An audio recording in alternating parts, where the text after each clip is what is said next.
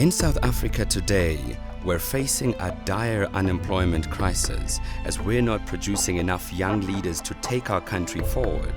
Having been recently classified as the third most painful economy in the world, and with an ever-growing official unemployment rate reaching 25%, over 10 million South Africans are currently unemployed.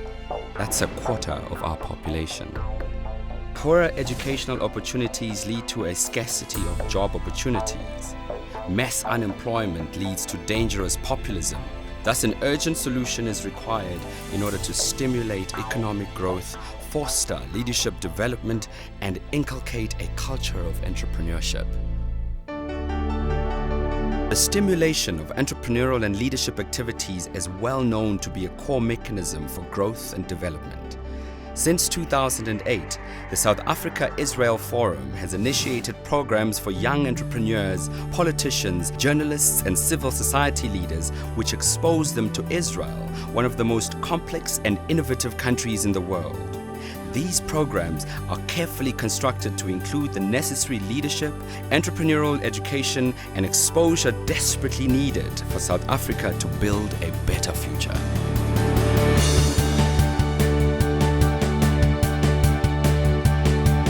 The Young Leaders Program aims to expose South Africa's most promising young university, political, business and civil society leaders to the complex geopolitical issues that exist between Israel and the Palestinian territories.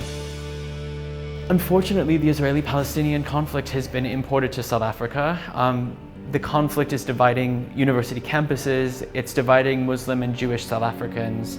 There's so many stories out there from the left to the right and everything in between. With the Palestinian side, what they've done is tapped into South African history by calling it Israel Apartheid Week, for example, some of the movements. Basically, campus is turned into a war zone. It's normally the Jews and the Muslims fighting.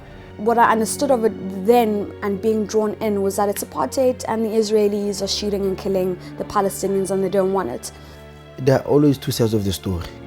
Now the problem is taking either side, you lose objectivity. And we need to change the conversation in South Africa. We need to humanize both Israelis and Palestinians. We need to understand the complexities of both societies. We're making value judgments on very limited information, and that's always dangerous territory to be in. Innately, as South Africans, we'll be more sympathetic towards that side because of our history and stuff, when actually the truth is it's not that way. You need to be on the ground. If you're not on the ground, you don't have first-hand information, you're going to read a book, you're going to read an article that is distorted and based on the views of other people. Information is power, and I think that's what's been so phenomenal about this trip. The highlight for me is actually getting to understand that every single country has its own complexities. I can now stand in this conversation and know that the opinions that I'm forming are not based on very wishy-washy premises. Having come here and learning now what I do know, I think I'd say 95% of what I've been presented on that side is absolutely not the truth. It's portrayed that there's all this hate. What people don't see is there's love, there's respect, and there's cooperation. The only downfall about this whole experience is it can only take so much students, you know. And especially these university students, because I think these are going to be the leaders of tomorrow. I mean, if there were funds to take as many SRCs as possible, I think that would be the best route ever. It is incredibly important because we as students are able to mobilize and move people forward and understanding and educating them.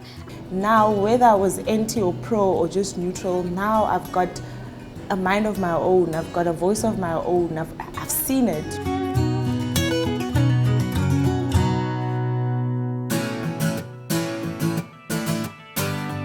In partnership with Investec, the YoungTreps program has been designed to offer leading South African entrepreneurs under the age of 40 the opportunity to visit Israel and gain exposure to successful startups, industry leaders, and global innovations.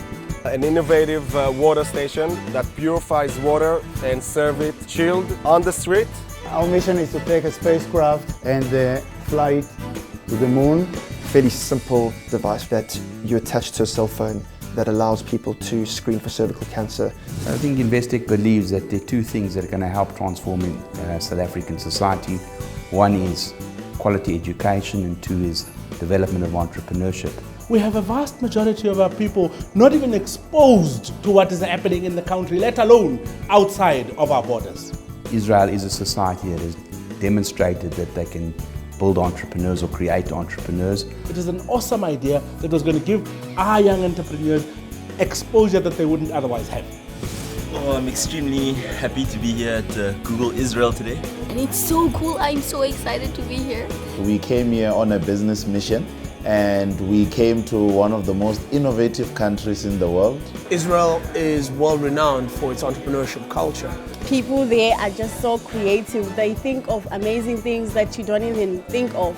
Every business and innovation is built on a global market. This particular trip was, for lack of a better word, mind-blowing. What I've learned from this program is anything is possible.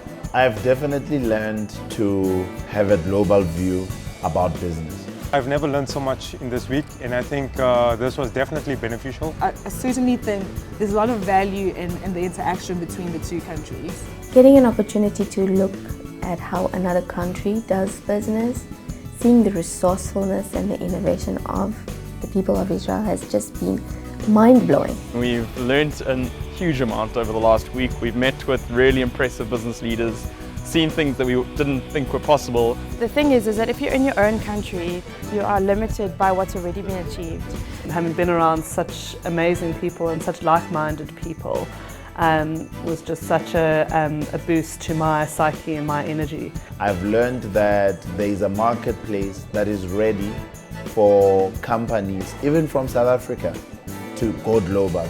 Some of our young entrepreneurs were so inspired by the program that they too decided to contribute to this growing initiative.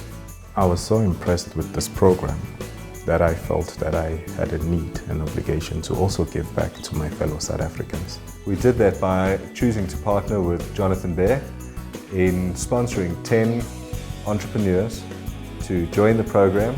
I decided as soon as I got back to organize for the participants to come on air and talk about their experience and tell South Africans about what that was like. So these three entrepreneurs are going to be joining us in the live right now on Power 98.7 to talk about their experience out in Israel. I also decided I would commit Power FM to be part of the initiative of trying to find the most deserving entrepreneurs to be on this program. Remember that trip we spoke about last week and those three entrepreneurs that I interviewed here on Power FM? Well, it's coming up again and this is your opportunity to be part of that. Most of it is going to be funded by some good people out there who care about entrepreneurship in this country. I would ask anybody who cares about South Africa to become part of this program because it secures our future.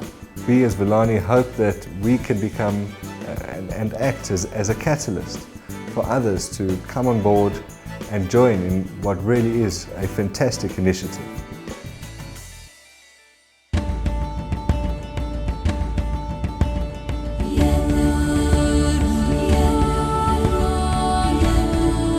The responsibility to develop young leaders and entrepreneurs in South Africa is not merely limited to government, but should also include the private sector, foundations, and individual philanthropists who are committed to ensuring a positive future for our country. Our vision is that the more entrepreneurs we send out there, the more entrepreneurs we grow and the more jobs we create. We learned that you had to learn to compete in the toughest competitive place in the world to be very good on your home field. I think this particular program could create a platform for greater collaboration between Israel and South Africa. Whilst we have a target of 100 entrepreneurs this year, we have to actually expose thousands of entrepreneurs. And the more entrepreneurs we can create in South Africa, the more hope there is for South Africa to be the society that Madiba dreamed of. And I think just this 1 week can truly change someone's life.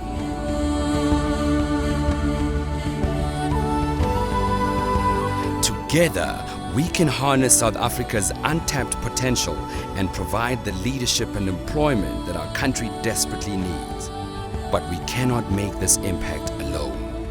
We open our arms and invite you to join us on our mission to create a brighter future for South Africa.